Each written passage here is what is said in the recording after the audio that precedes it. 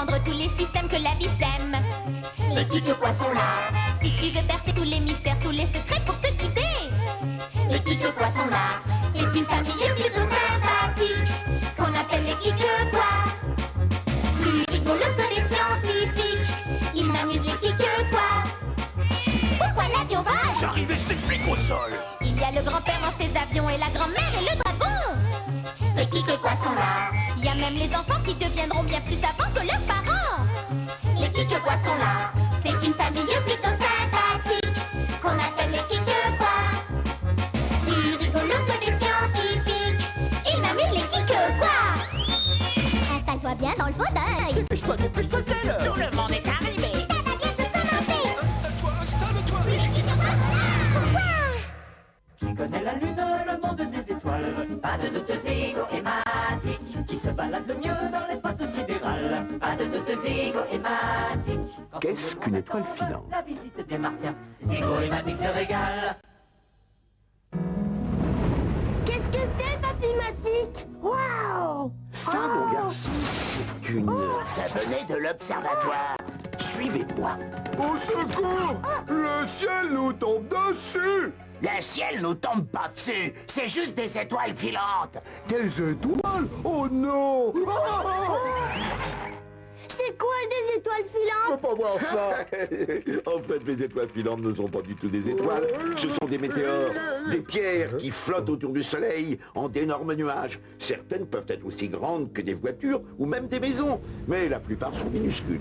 Parfois, la Terre passe à travers ces nuages et des millions de météores tombent vers la Terre. Des millions? Ce parapluie ne me protégera pas. Oh!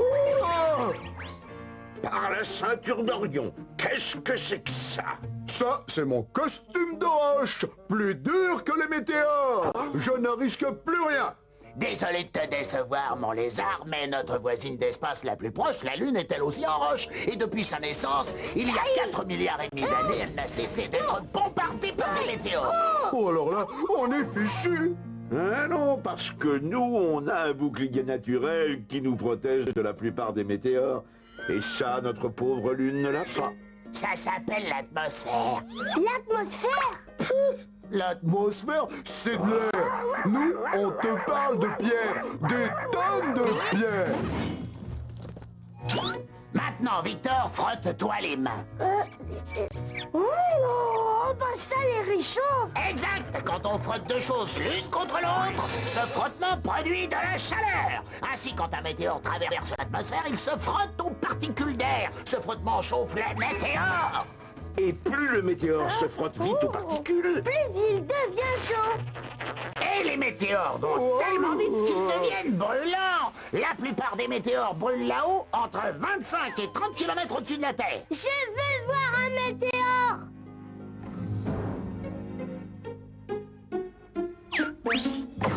C'est quoi ça? Mon costume spatial.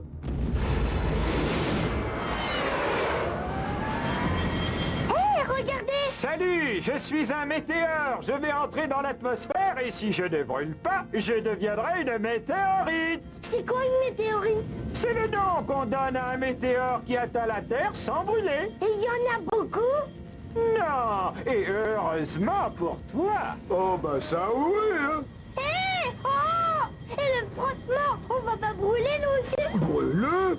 non, Victor, on ne va pas brûler. On a un bouclier thermique. Bouclier thermique? C'est un revêtement sur la partie inférieure de notre vaisseau qui nous protège de la chaleur. Oh, si je pouvais avoir ça moi aussi. Fais un vœu, Victor. Pourquoi tu dis ça, papy? Eh ben, on dit que si on fait un vœu en regardant une étoile filante, il se réalise. Je voudrais que Basalt enlève son costume. Ah, un vœu, c'est sacré. Mais oh, oh, oh, oh, oh, oh.